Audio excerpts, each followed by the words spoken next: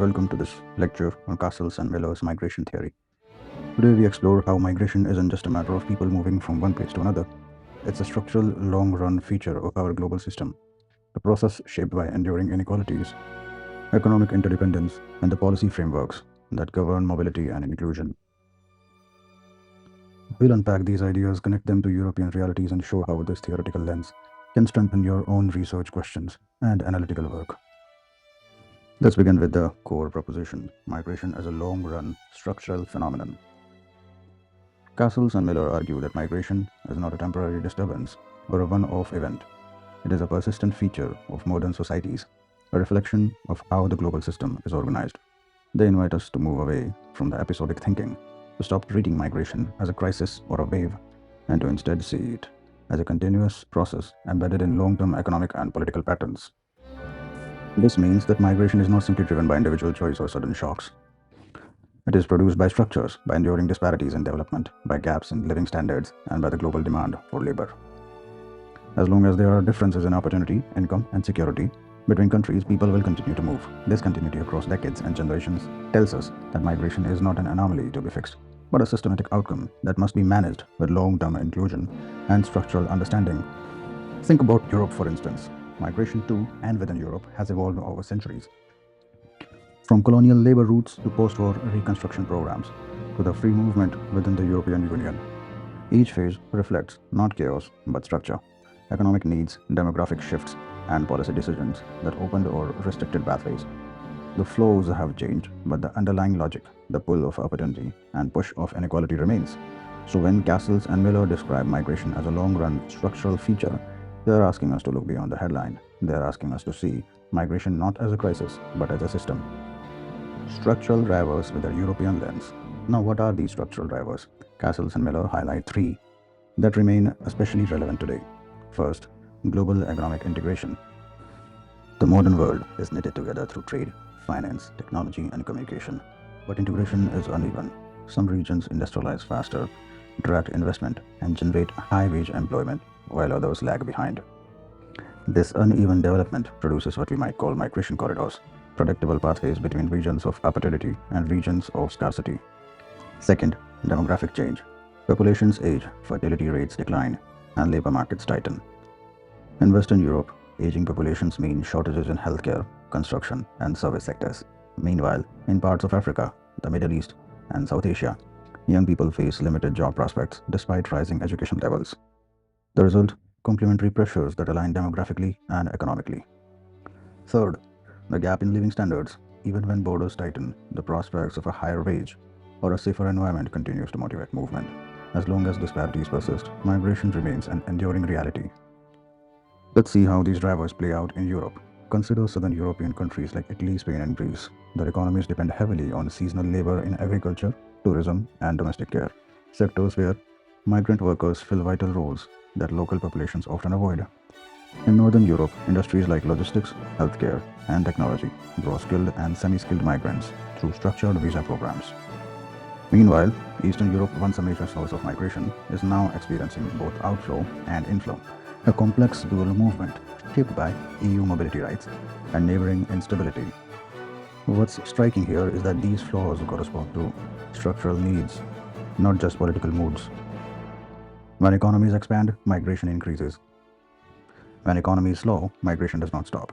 It simply takes different forms, often shifting into irregular or precarious patterns. Castles and Miller teach us to read these trends, not as coincidences, but as outcomes of an integrated system, a system of global capitalism, demographic transitions, and historical inequalities. Policy regimes, how movement and inclusion are shaped. The next key idea in Castles and Miller's theory concerns policy regimes. Policies, migration laws, border controls, visa categories, labor market roles, welfare eligibility form what they call migration regimes, the stable set of institutions and practices that regulate mobility and inclusion. These regimes determine who may move, under what conditions, and with what rights. They are not static, they evolve as governments balance economic needs, public opinion, and international norms. For example, the European Union operates a layered regime. Within the EU, citizens enjoy free movement. They can live and work across member states, but for non EU nationals, entry is highly regulated through asylum procedures, work permits, or family reunification policies.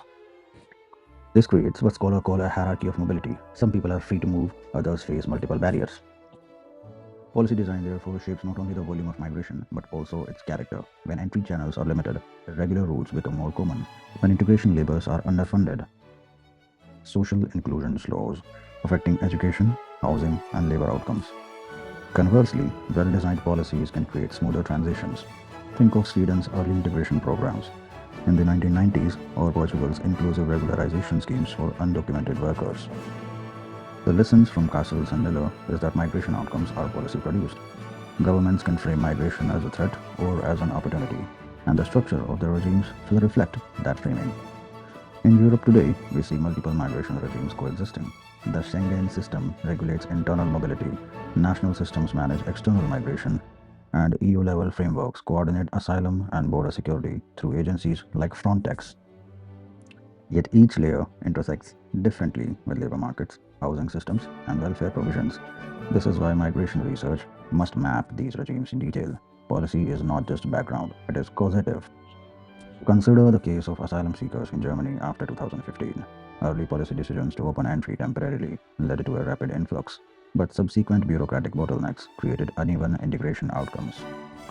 Or think about UK's post-Brexit labour shortages, a direct result of restructured visa categories.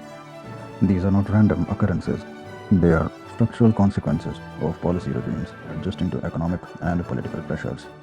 Castles and Miller encourage us to see policy not as a reaction, but as part of the structure that sustains migration patterns, transnational linkages, and cross border ties. The final pillar of their framework is transnationalism, the idea that migration today is not a one way journey from origin to destination. Instead, it creates networks that span borders. Migrants remain connected to families, communities, and institutions in their home countries while building new lives abroad. These connections are sustained through remittances, social media, travel, and digital communication. They shape how migrants adapt, how they identify, and how they participate economically and socially. For example, a nurse from Romania working in Italy might send money home every month, support her family's education, and visit annually, while also engaging in local community life in Italy. Our experience of inclusion is not confined to one country, it stretches across borders. Castles and Miller emphasize that transnational linkages complicate traditional models of assimilation. Migrants do not simply leave one society and join another, they operate within overlapping systems of belonging and participation. This has policy implications too.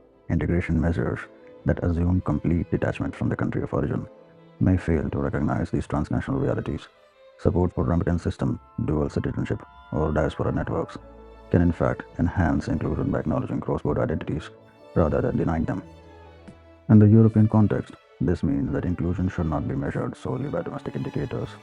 It should account for how migrants maintain and leverage connections abroad through digital communication, business ties, and family support systems. Transnationalism, then, is both a social fact and a structural feature of the migration system.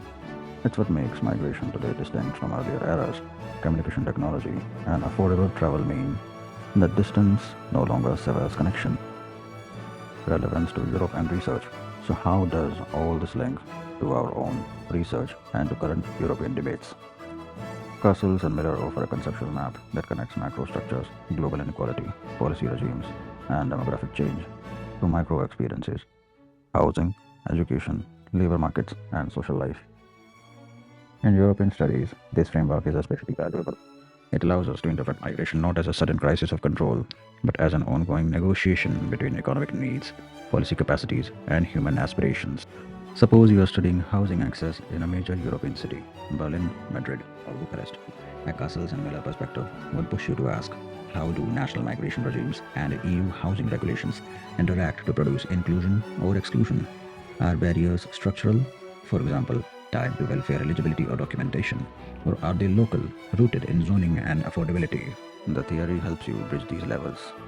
Similarly, if your focus is on education for migrant children, this framework directs you to consider demographic trends and policy alignment. What structural factors drive school segregation? How do welfare systems and local governance interact with migration regimes? Again, you move from structure to outcome. This is what makes Castles and Miller's work enduringly relevant.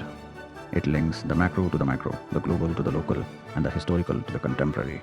And in our current era, with digital inclusion emerging as a new frontier, the theory extends naturally. Migrants now integrate not only through physical presence but also through digital participation, online work, transnational communication, digital learning. Policies that ignore this dimension risk missing a central part of modern inclusion. Thus, when applying Castles and Miller to EU level research, remember three analytical bridges. From structure to policy, identify how global forces shape national migration regimes. From policy to outcomes, trace how those regimes influence inclusion in housing, education, and work. From local to transnational, observe how migrants maintain cross border linkages that affect both adaptation and opportunity. Castles and Miller show us that migration is not an accident. It is a long run structural process embedded in global economic and political systems. It is shaped by policy design, by demographic and economic forces, and by the enduring connections migrants maintain across borders. For Europe and for migration research more broadly, this perspective offers both clarity and humility. It reminds us that migration cannot be solved through temporary restrictions or ad hoc programs. It must be understood and managed as a fundamental part of our shared global condition. In the next lecture, we will build on this foundation to analyze labor market inclusion and digital participation, exploring how structure, policy, and lived experience interact in the everyday lives of migrants across Europe. Thank you for listening.